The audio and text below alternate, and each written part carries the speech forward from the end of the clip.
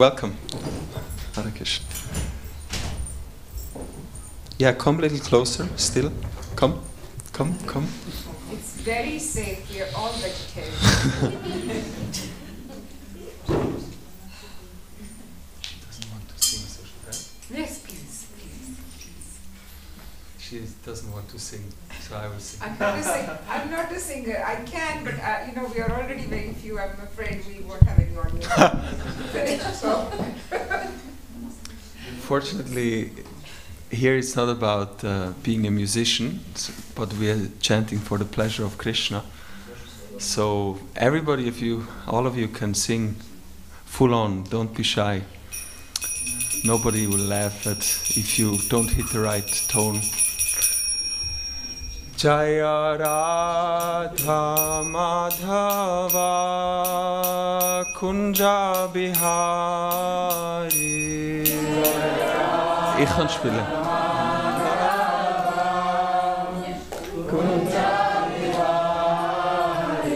Jaya Radha Madhava Kunja Bihari.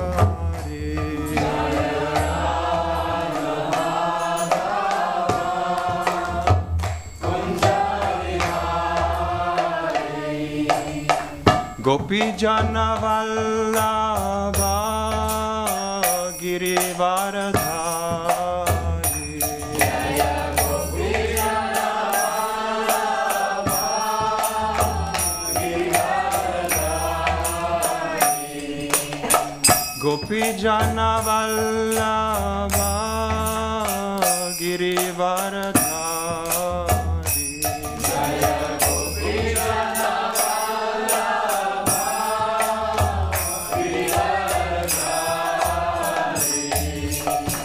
Yashoda Nandana Braja Janaranjana. Yashoda Nandana Braja Janaranjana. Yashoda Nandana Braja Janaranjana. Yashoda Nandana Braja Janaranjana. Yamuna Tira Yamuna Tira Vanachari. Yamuna Tira Vanachari.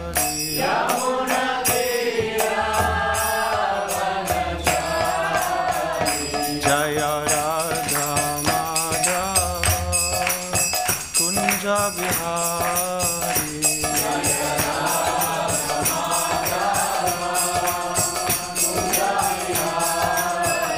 Jaya Radha Madhava Kunja Bihari. Jaya Radha Kunja Bihari. Jaya Radha Madhava Kunja Bihari.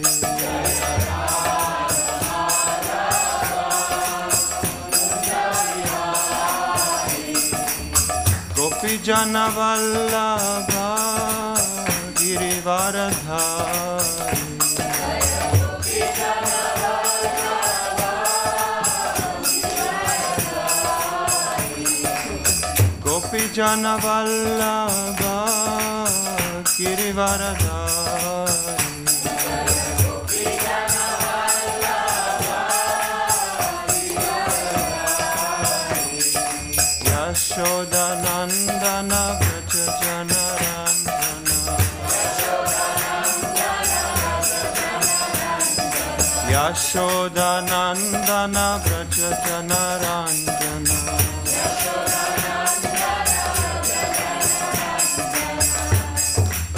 Yamuna Tira Vanachari. Yamuna Tira Vanachari. Yamuna Tira Vanachari. Yamuna Tira Vanachari. Jaya Radha Madhava Radha Madhava Radhe.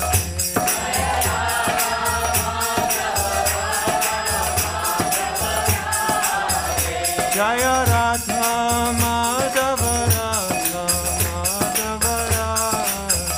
Jaya Radha Madhava Radha Madhava Radhe.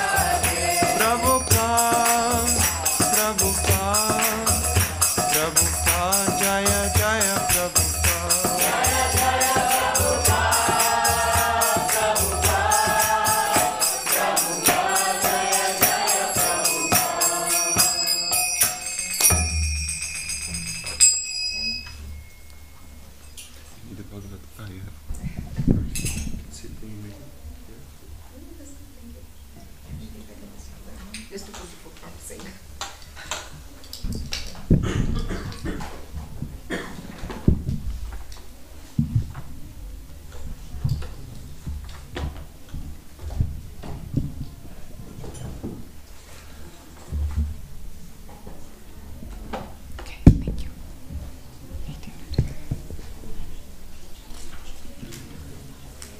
Thank you, Damodar Prasad Prabhu, for singing and at least opening our hearts. And before that, our young Vaishnavis who sang so beautifully. Thank you so much for opening our hearts. And I know, we all know, Krishna is Bhavagrahi Janardana. So as Damodar Prasad Prabhu was saying, that the most important thing is not the tone of your voice, but the heart with which you sing for Krishna. But I think we are not at that stage where we can be just exclusively bhava grahi. So it was very important that Damodar Prasad Prabhu could sing in a way that would allow us to open our hearts. So thank you very much for that, and thank you for having me here. Many, many thanks for giving me this opportunity. So today we will be discussing one verse from the Bhagavad Gita. The Bhagavad Gita is, so the literal translation would be the Song of God, and it is a discussion that takes between God and his disciple. And this is what is here. We'll be studying from the 18th chapter, the perfection of renunciation. So, do I just read the verse? We don't do call out and follow then, right? Okay. So we'll just ask for invoke the blessings of our previous acharyas, of the Lord, of Srila Prabhupada, and all the assembled devotees here, so that something comes out of from my heart that is meaningful to all of us sitting here. So we'll just start with the prayers first. If you know them, please join me. If not, then we can hear them. Thank you.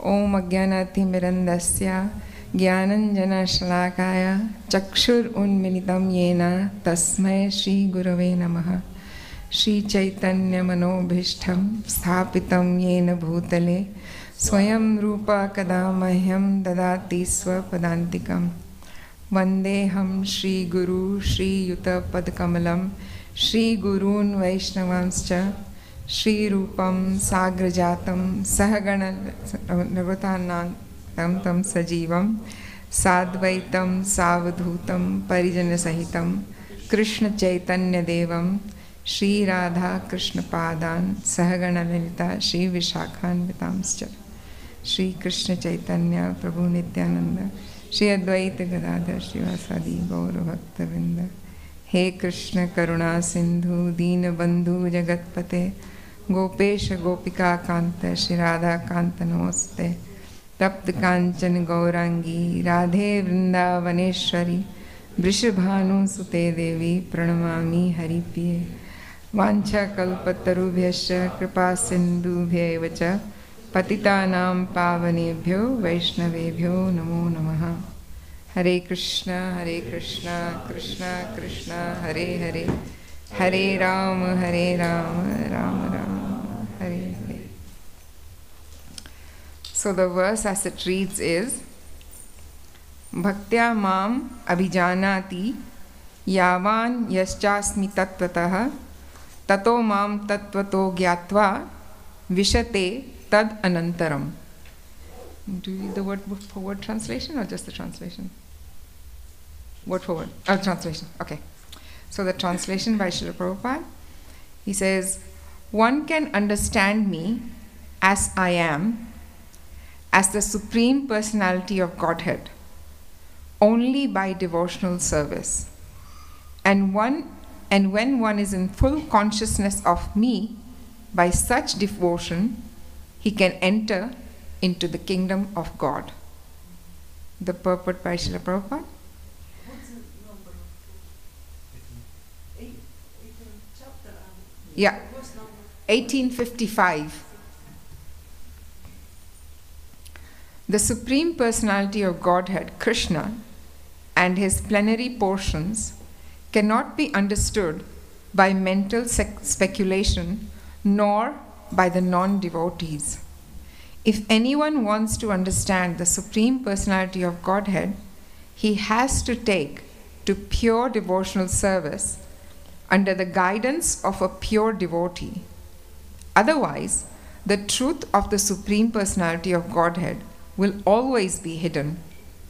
As already stated in Bhagavad Gita 7:25, Naham Prakasha Sarvasya, he is not revealed to everyone. No one can understand God simply by erudite scholarship or mental speculation. Only one who has actually engaged in Krishna consciousness and devotional service can understand who Krishna is. University degrees are not helpful. One who is fully conversant with Krishna science becomes eligible to enter into the spiritual kingdom, the abode of Krishna. Becoming Brahman does not mean that one loses his identity.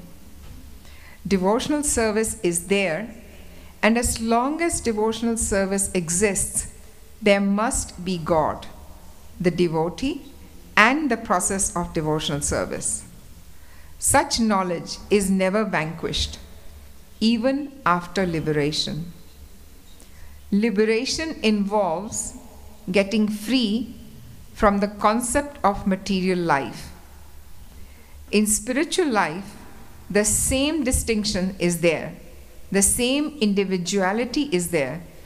But in pure Krishna consciousness, one should not mistakenly think that the word Vishate enters into me supports the monist theory that one becomes homogeneous with the impersonal Brahman. No.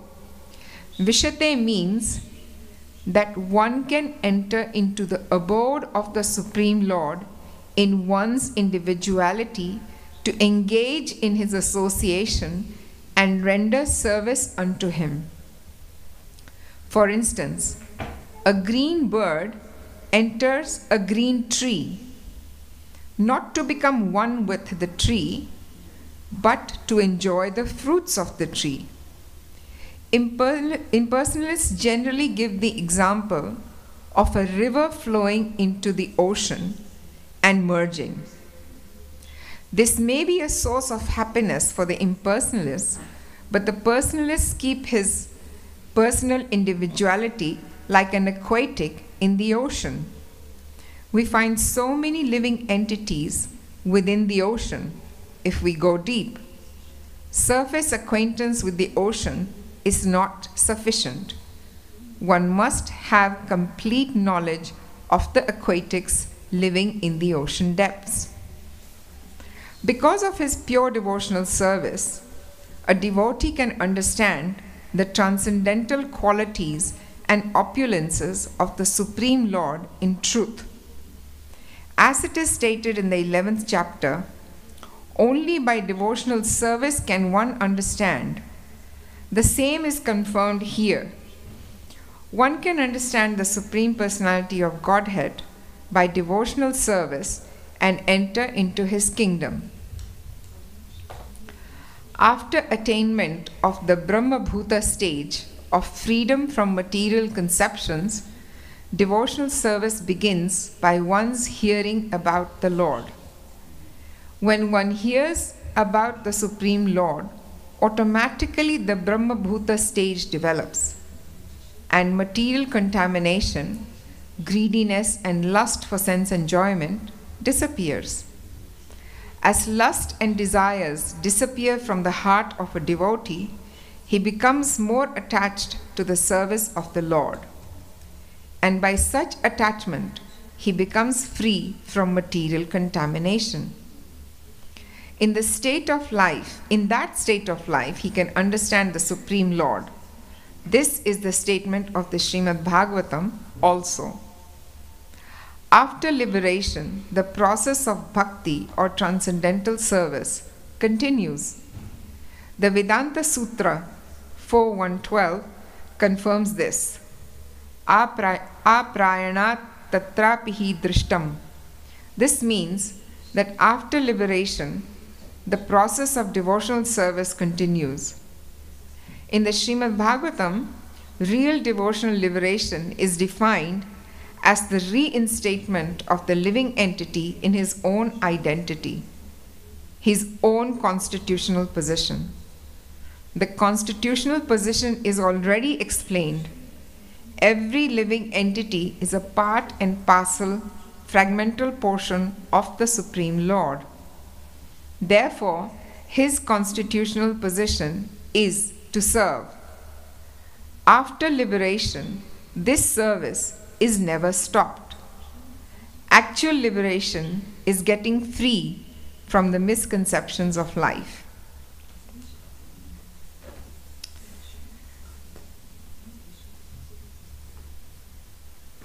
So we see here, and it's not just here, this is a constant theme in the entire Bhagavad Gita, where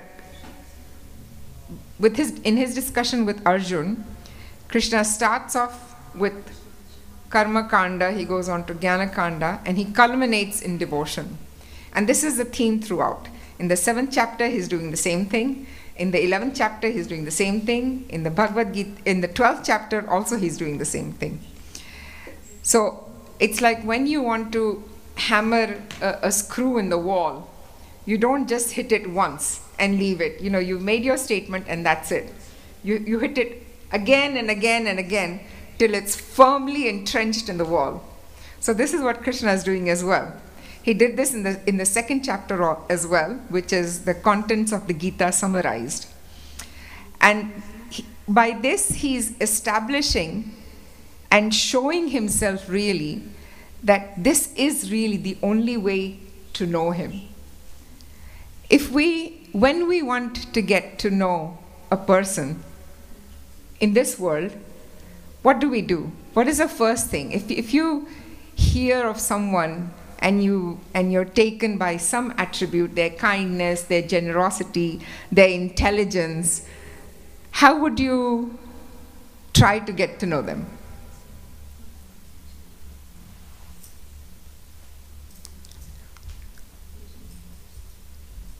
Wow, we have all self-satisfied people here. You have no desire to get to know anybody at all. Okay. Sorry? Spending time with it. Spend time with them. But what if you, in order to spend time with them, I mean, right now they're beyond your reach. So how would you even get to spend time with them? That's the first step. Before you get to spend time with them, you have to get in touch with them somehow, right? And how would you do that? You'd approach someone who knows them, right? And then you would ask them, you know, sorry? Questions? Yes. So you'll try to get to know someone who knows that person, right? And then you will ask them questions about the person, right?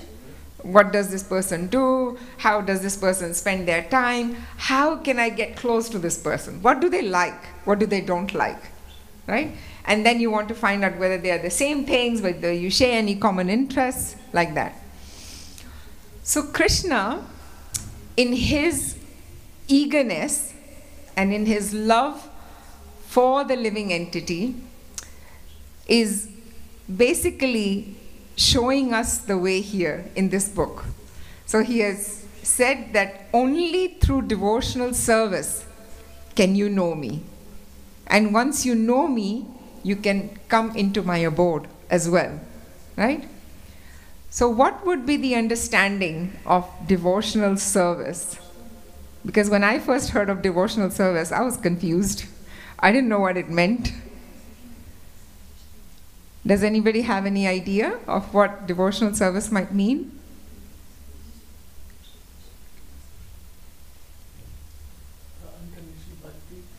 Bhakti? Yes. But what does that mean? What do I need to do? He says only by devotional service can you know me. As I am, the Supreme Personality of Godhead. And when one is in full consciousness of me, then he can enter into the kingdom of God. I think you can do any kind of work, but you have to do it with love. Yes. Thank you. So you have to do it with love, and you have to do it with the intention of pleasing Krishna. So our acharyas, the previous, yes? Without expectation. Without expectations, yes. That's pure devotional service. Devotional service is doing it with love, and pure devotional service is doing it without expectations. So our acharyas also, just like when a mother wants to feed a baby, if the baby is, doesn't have teeth yet, how does the mother feed the baby? Even if the banana is such a soft fruit, she still mashes it. Sometimes she even chews it, and then she gives it to the child, right? Because the child can't eat it, can't digest it. So similarly, our acharyas, the saints who have tread this path before us, who have experienced this, they have made it simpler for us, because here Krishna says, you can understand me only by devotional service. And then he gives some examples here also. But one of the acharyas in our line who received the mercy of Sri Chaitanya Mahaprabhu, Sri Rup Goswami Pad, makes it even easier for us. Very clear. Breaks it down into pieces. Exactly what you need to do and exactly what you don't need to do. So in his composition called the Bhakti Rasamrit Sindhu, he gives the definition of pure bhakti. As Mataji said here, it's devotion to Krishna, it's activities done for his pleasure, but without any expectations. So he says, Anyabhilashita shunyam jnana karmadi anavritam anukulyena krishnanushilanam bhaktir uttama. Which means, I'll read you the literal translation so I don't make any mistakes. It's here. So it says, one should render transcendental loving service to the Supreme Lord Krishna favorably, without desire for material profit or gain through fruitive activities or philosophical speculation. That is called pure devotional service. So what does this mean, without desire for material profit? So many times, yes? Means without any temptation we need to do work for the peoples. With the people's means? Without any temptation. Yeah. We need to do work only without any profit. Just we need to think about God, and we do work for the people without any tempt. Not for the people, for Krishna. People for Krishna, Bhakti, and as like same things. No, it's not the same thing. If I work for people and if I work for Krishna, they're two different things. Yeah. So when you say work for people, you mean like working in charity or serving them. Yeah. Is that what you mean? Yes. Yes, but that's not the same as devotion to Krishna. You can do it with a consciousness of, when you do it with a consciousness that these living entities are parts and parcel of Krishna, and I'm serving them as parts and parcels of Krishna to please him, then it can be. But there's a subtle danger in that one can develop a false ego in that. And it's very subtle. It comes in through a very hidden way into the heart, that I'm such a good person, I'm working for all these people, I'm giving charity, I'm kind, I'm generous.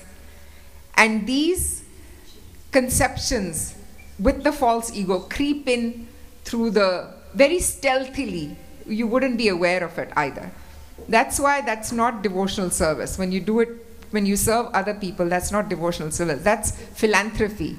That's altruism. That's not devotional service. Okay? So free from karma means that, Gornitai, today I will offer you something. You know, I'm having, I don't know, I'm going to see a house, or I'm going to buy a house tomorrow, I'm going for an interview tomorrow. I'm offering this to you. Please be pleased. And, you know, maybe you can also bless me that my interview goes well tomorrow, or that I find a nice house. So this now has the influence of karma in there. And when it is covered with gyan, then it is, oh, may I, you know, like, may I be relieved of this suffering, and I just want to merge into your effulgence. So the knowledge that we cultivate there, when we have, I think we are all in this material world, so we have all experienced some or the other form of suffering, right? Who here has not experienced any suffering? Wow, we have really transcendental souls here today. Okay, I have experienced suffering. So sometimes the tendency is when we go through a lot, when I go, none of the people here are going through a lot. So when I go through a lot, sometimes the tendency is, oh, if I could just come to a state where I'm not suffering. That's it. I don't want anything else. I just want to be in a state where I'm not suffering. So in order to get to the state, we might try to understand, go the Gyan way, the Jnana-kanda way, you know. Oh, this is the material world, it is made up of 26 elements, these are the 3 gunas, and when I'm acting like this, I'm under the influence of the guna. If I do this, I can be elevated to the mode of passion. If I do this, another thing, I can be elevated to the mode of goodness. And from there, then I can be relieved of this suffering. But who is the center of attention here? It's me. It's not Krishna. Right? So that's why our acharyas have given this definition of devotional service. And like Mataji said, no, here, that whatever we render, anukulyena, it should be favorable to Krishna. It should be done in a mood to please him. When Krishna was invited to Mathura for the wrestling match by Kansa, Kansa had huge wrestlers at that time. Chanur, Mushtik, Shal, Toshal. They were huge, big men. And when they were wrestling with Krishna, that fight was giving Krishna pleasure. But would that have been devotional service or pure devotional service? It was giving Krishna pleasure. Was that pure devotional service? Why not? Yes. The intention was not to please. The intention was not to please. And they were so close to Krishna, you know, their shoulders were touching, their foreheads were touching, their arms were touching, they were embracing him.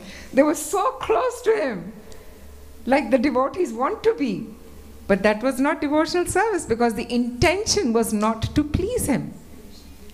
And the intention was not for his good. Kansa was fully Krishna conscious, fully. When at night when his wife would bring milk to him in a glass, he'll say, oh, Balram is here, Balram is here. How many of us think of Balram when we see milk? Or if he saw somebody dressed in dark clothes, he would say, oh, Krishna and Balram are here, Krishna and Balram are here, they're here to kill me. So he was fully Krishna conscious. But that was not devotion either. So devotion is the only way to know him and then to enter the kingdom of God. And then we might think, pure devotional service, wow, that sounds so far. I don't have to, it should not be covered by any kind of desire for myself. I should not expect anything in return. How do I do this? It seems impossible, right? But it's possible. That's why Krishna is giving it here in the Bhagavad Gita, and our acharyas also explain it. And that's why Prabhupada came all the way from India at the age of 70. If he thought this was impossible, if he thought this was meant only for a few souls, a few individuals who were born in certain families, then he wouldn't have come here. Chaitanya Mahaprabhu would not have indiscriminately given out this mercy if it was only meant for a few souls, and if it was not possible. So it is possible. Just like today, if I have to run a marathon, and I'm not a runner, if I'm going to run a marathon, I have to start practicing somewhere. I have to follow certain rules and regulations. I have to stop perhaps eating something. Maybe I have to change my diet. I have to practice every morning. So here also, the practice must start. We have to start the step, the process. And Krishna says in the 7th chapter also, in the 6th chapter, when Arjun says, oh, it's so difficult to control the mind. The mind is more stronger than the raging wind. Not just any wind, the raging wind, the wind that comes at maybe like 160 kilometers an hour or even stronger. So Krishna says, yes, I agree it's difficult, but abhyasena tu kaunteya vairagena cha grihyate. With abhyas, practice, and with detachment, it is possible. So the same thing is with devotional service. We have to start somewhere, and once we start, once we are in connection, once we connect with Krishna, and we get the taste, then we can continue in that process. When we haven't experienced it yet, when we haven't experienced the sweetness, then it's difficult to imagine how I can do something for Krishna without expecting anything in return. Because the way we are conditioned is when we do something for someone, another person, we have an expectation. It's natural. And even maybe we don't expect from that person. We are so conditioned that we'll think, okay, I'm doing it for this person today. Someone else will do it for me in the future. Right? So it's difficult not to have that expectation. But even if we have expectations, even then, Krishna says, akama sarva kamova moksha kama udaradi tivrena bhakti yogena yajeta purusham param. That even if you have desires, even if you have no desires, please still come to me, he says. Even though he's saying that pure devotional service is the way to know him. He's saying even if you have desires in the beginning, come to me. Because the intelligent, yajeta purusham param, tivrena bhakti yogena. By the process of bhakti yoga, all your other desires will be burnt up. So use this process and come to me. And then, 1855, sorry.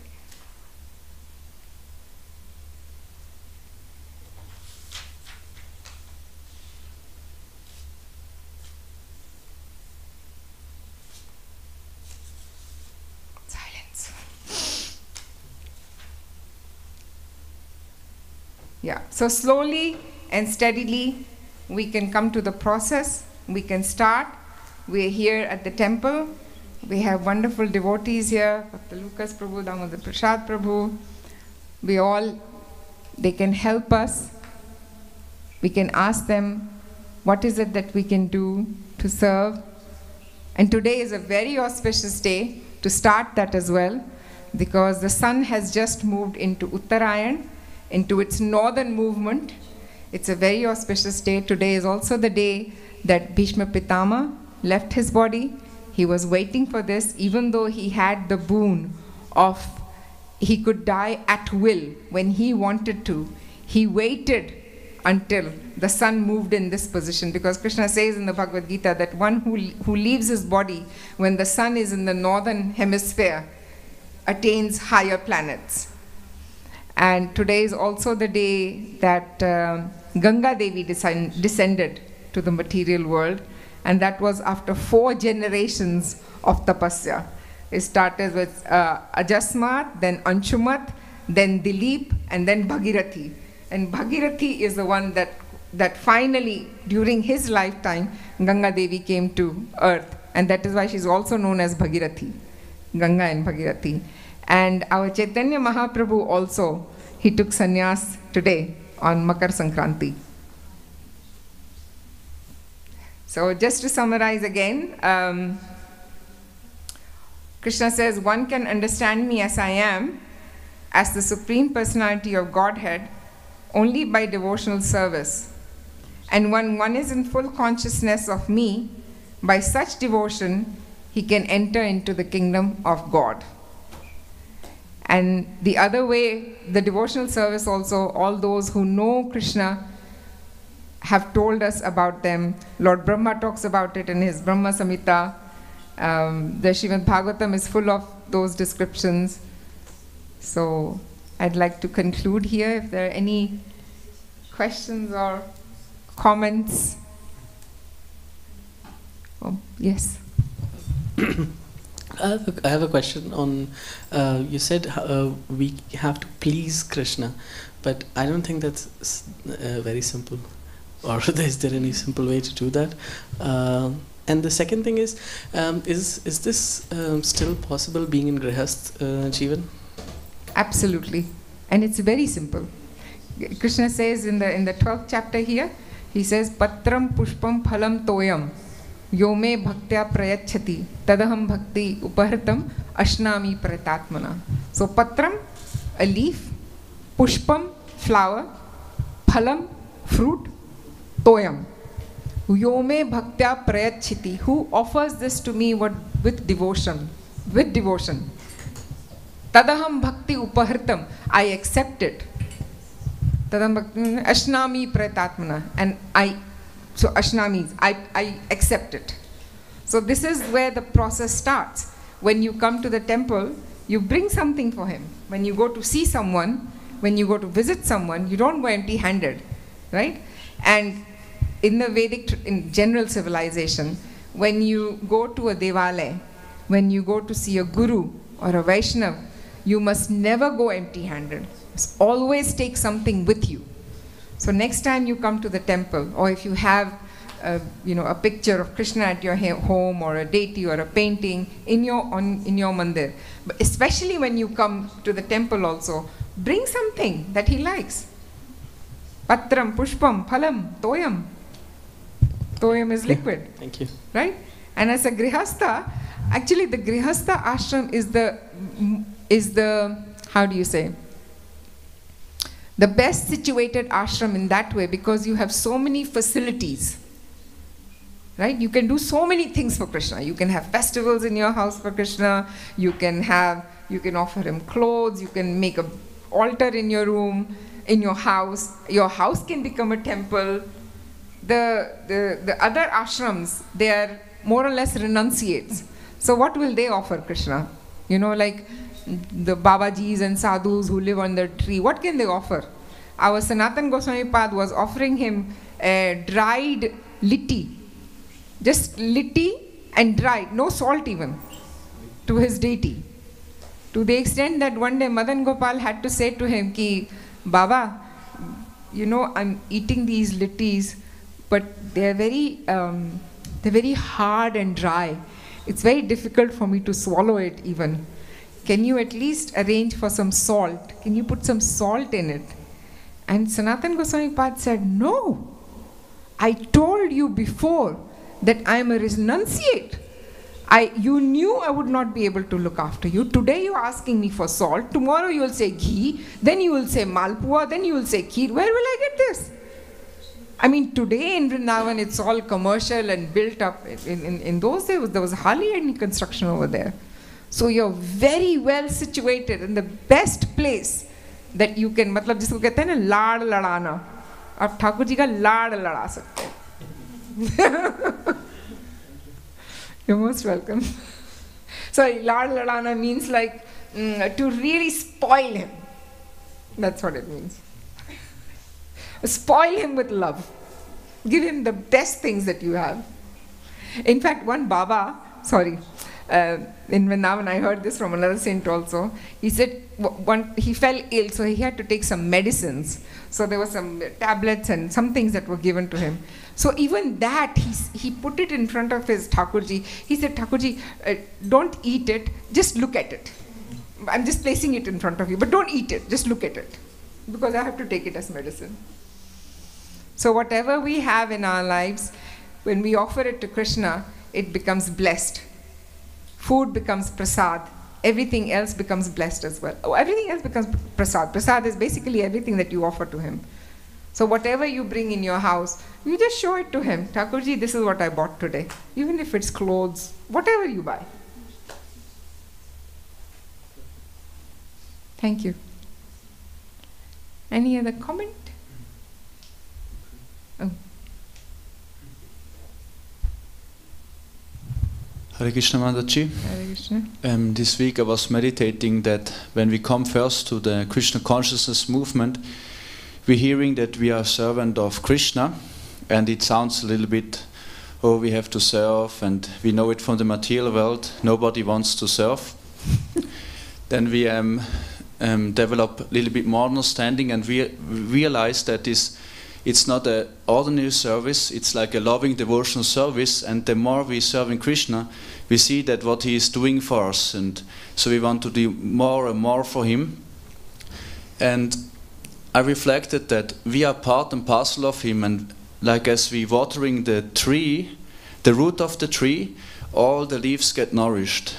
And whatever I do for Krishna, it's actually also, I also get benefit. So it seems it's not selfless, because what I'm doing, I always get happiness back. I get something from Krishna. So can you maybe get some comment about this? That it's in one sense, it's never selfless. So when you do it with the intent of pleasing Krishna, then it's selfless. Of course, Krishna doesn't want you to feel morose after doing it, because you have to feel joy of doing it also. Right? Devotional services, su sukham kartum avyam. Su sukham, it is joyfully performed. So if you're feeling joy in rendering that service, then you're doing something right. You should be happy. That's the good thing. Does that answer your question? No. Yeah. It's like we talk about selfless service, but it's never selfless in one sense. Yes, because bhakti is joyful. That's why.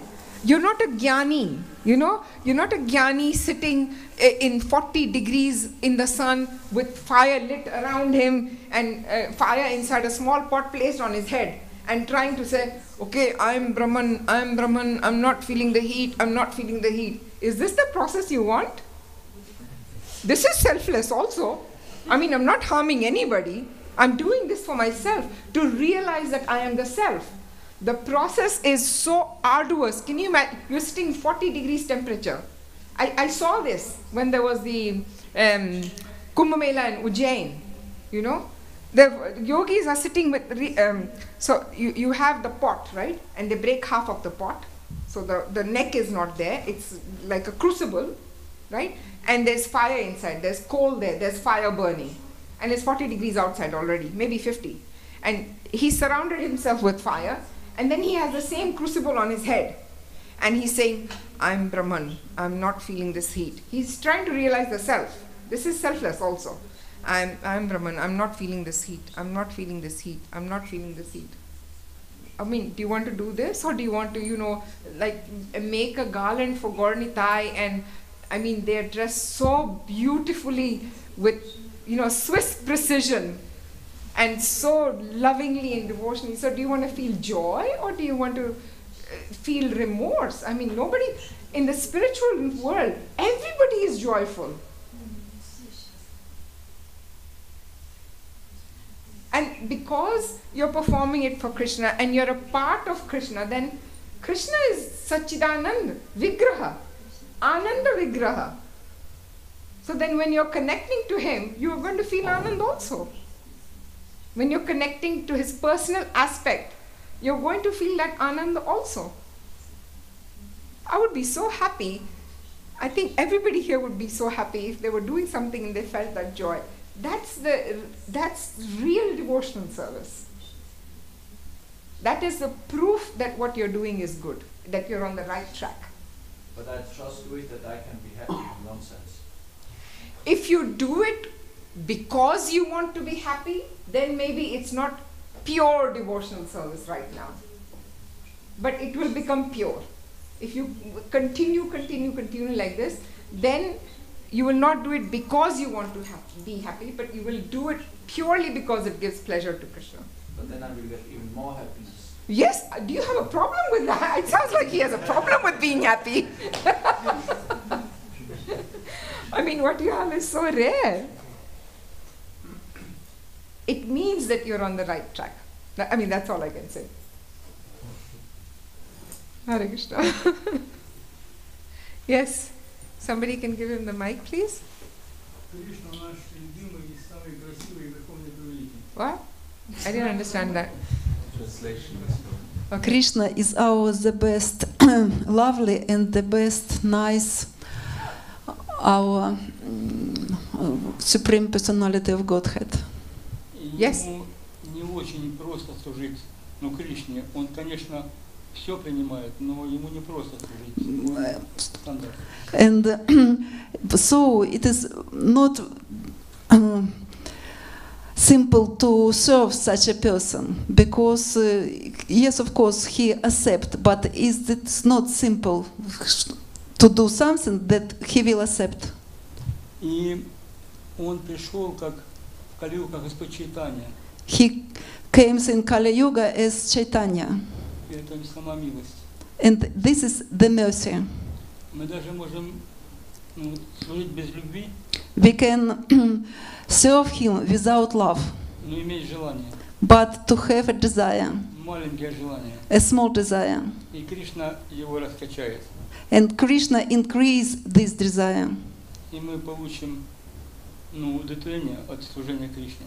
If we will satisfied due to service of Krishna. Главное иметь желание, хотя бы желание малейшее. So the main thing is to have a desire, a little desire. Харе Кришна. Hare Krishna. So the main thing is to have a little desire for what? Вопрос, маленькое желание чего? Служить. A little desire to serve to Krishna. Yes, exactly. Yeah. Just like the example is given, Prabhupada gives us example often, is of an iron rod. An iron rod that is put in fire. Right? So when it is put in fire, it starts becoming hot. At one point, the rod, the edge of the point of the rod that is in fire, it becomes fire. You can use it to burn something.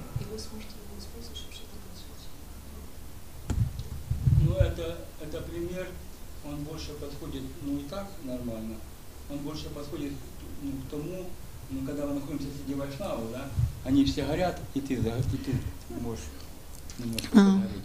This example illustrates situation when one person stay with Vaishnavas. All Vaishnavas are burning, and associated with such burning Vaishnavas, you also became a flame. The example is very correct, but I would not say that the Vaishnavas are burning.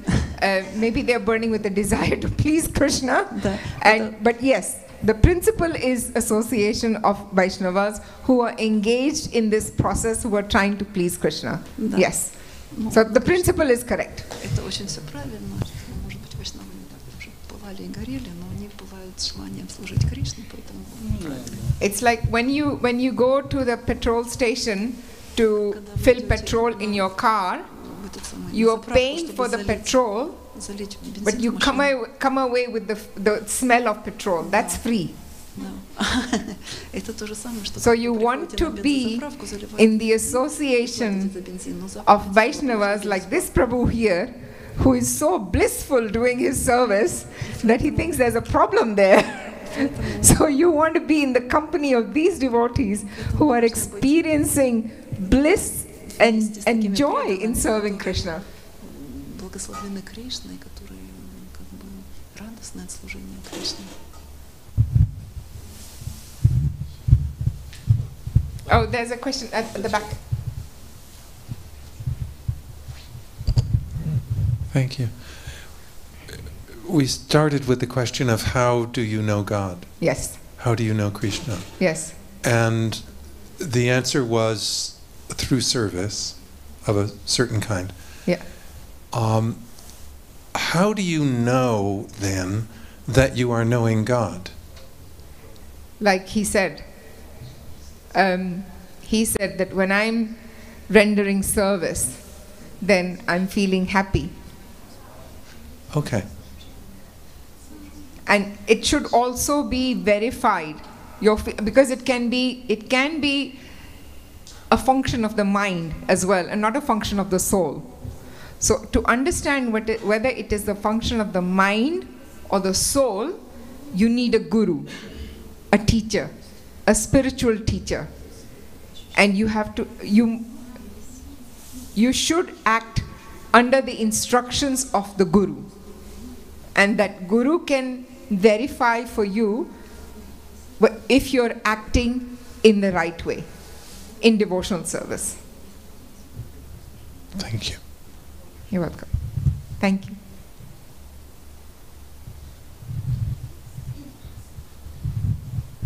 Okay. Yes, of course. So,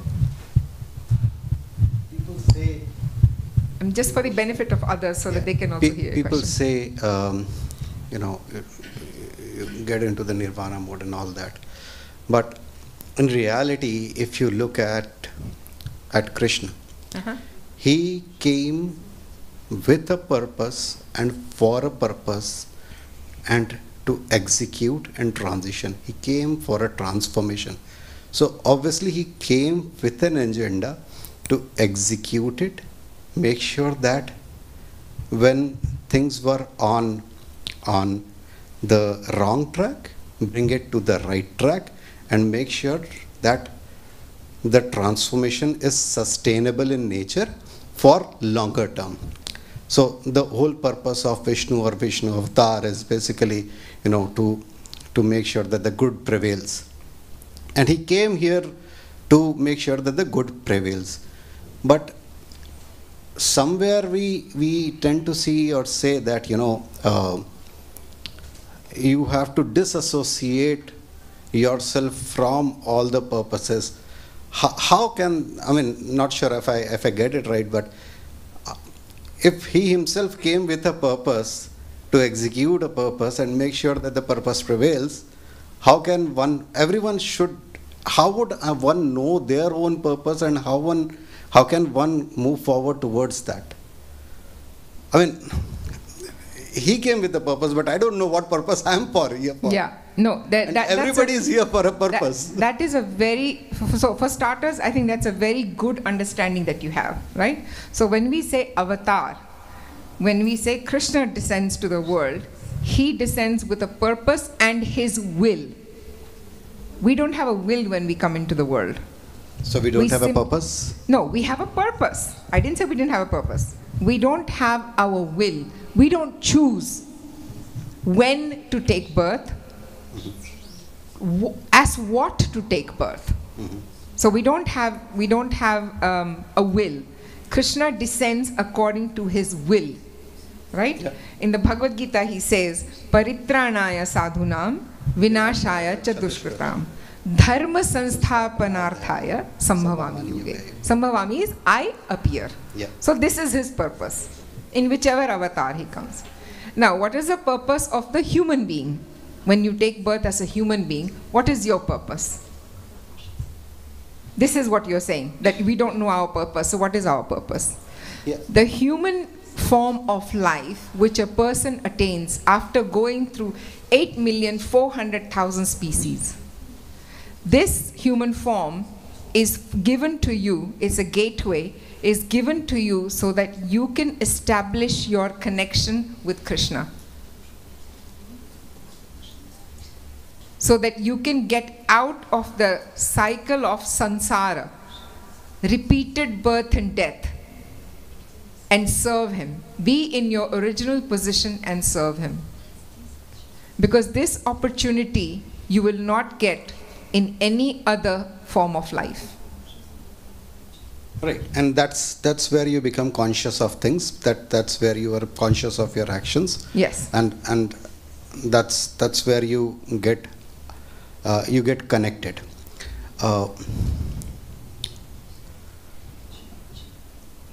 I was just thinking that, he was talking about Grihastha Ashram, and then the gentleman there, he was talking about establishing the connectivity. And I was thinking in the direction that one of the purpose in Gita itself, Krishna says that one of the purpose of the human being is to make sure that the cycle of life should continue. So while he says take the sannyas, but being grihastha, take a sannyas. I do not know whether I have a right interpretation. That's where I'm asking this question, to get the right interpretation.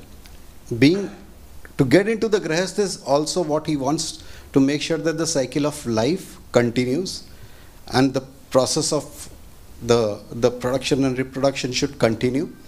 Giving birth to the is also a part or aspect that he desires, that was one of his desire, that the cycle should continue, and in parallel execute or take a tangent out of it so that you can connect or establish a connectivity with him. But yes. How?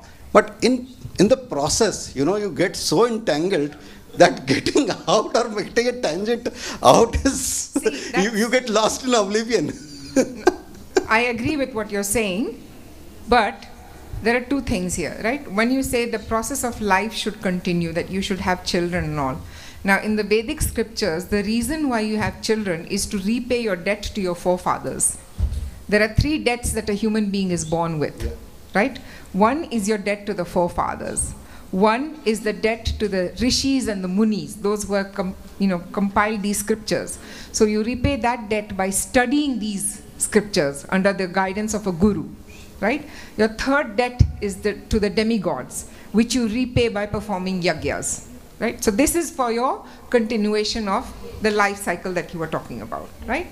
The second thing that you're talking about is that we engage in this process, right? But we need to come out of it also.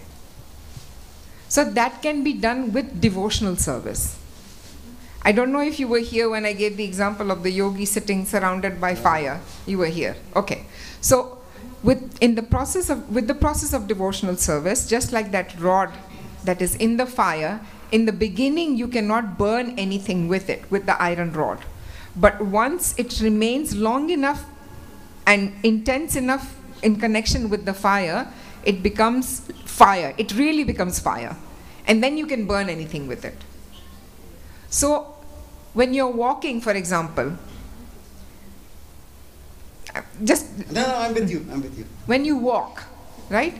When you take your first step, do you have to, if you lift your right foot and put it forward, do you have to lift up your left foot and then drag it and put it forward?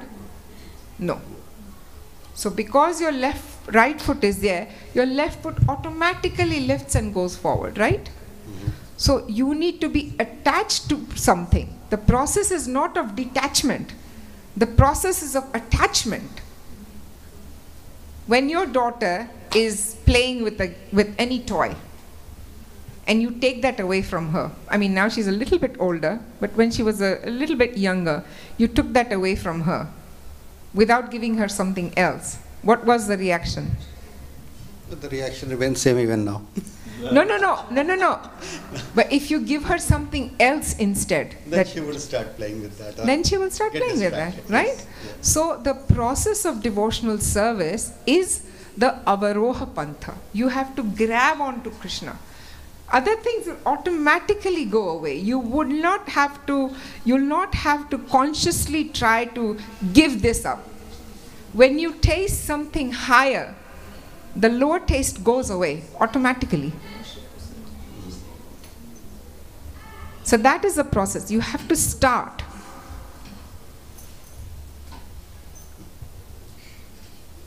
And what needs to be given up will be given up. Abhyasena tu kaunteya vairagyena chigrahete, with practice and detachment. Once you're firmly attached to something, you'll forget about all these things. They'll automatically be washed away.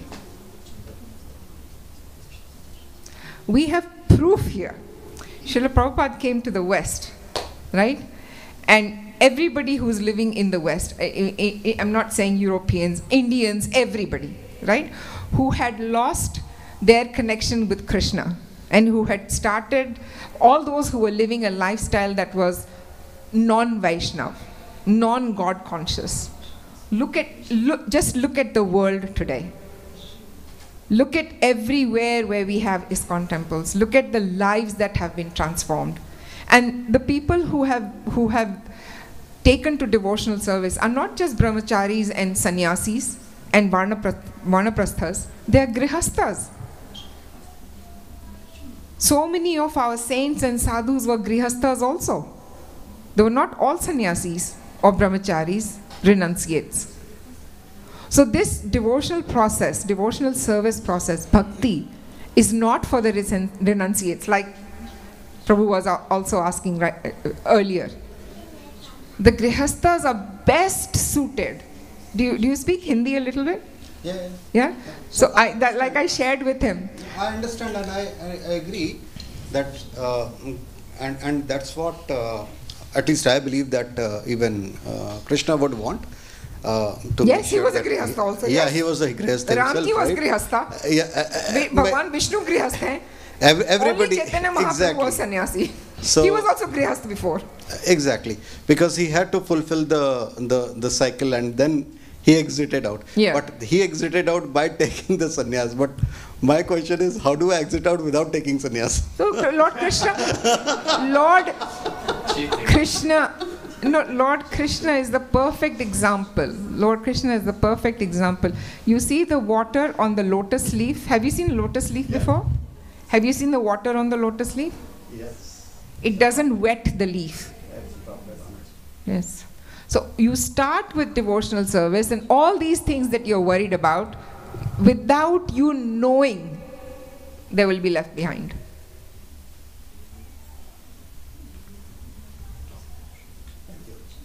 Oh, there's one more there. I don't know if we have time. Okay. Next time maybe. Maybe after class we can meet outside. No, Guru Nishta Prabhu, you can personally talk to Mataji, okay? After? After the, I think now... You already had your turn today. Don't be greedy. Thank you so much, Pujarini Mataji. Hare Krishna. Hare Krishna. Thank you. I just want to say something. If there was any mistake or if there was anything that I said that was inappropriate, so please forgive me. And if there was anything that you liked or was of benefit to you, or even a word, then it belongs to all my Guru Janas. Thank you. Hare Krishna. Thank you also for your enlivening questions. That's a good sign if you're interested to know more.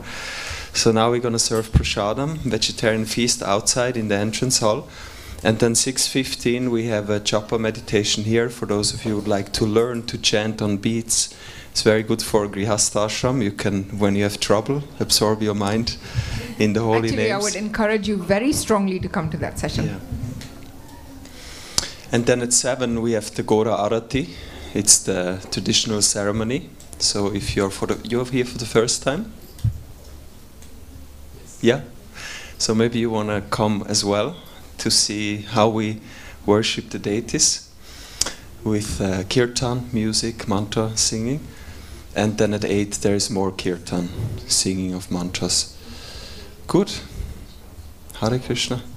Hare Thank Krishna. you for coming. Thank you. And see you soon again.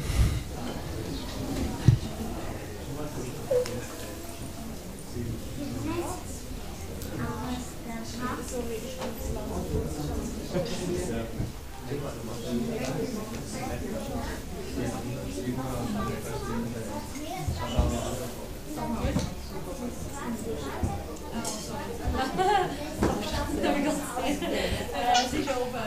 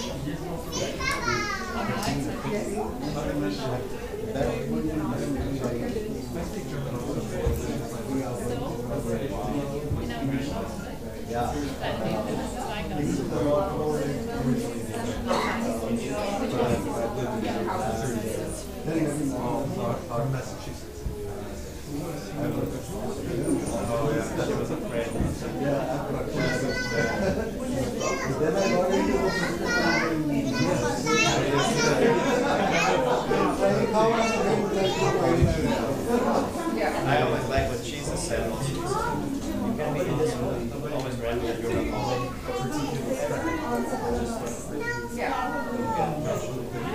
You probably can really want, but I know you're already ready. But it's not time ago, I guess. But you have to know the expression. You know, because trauma is baptism. So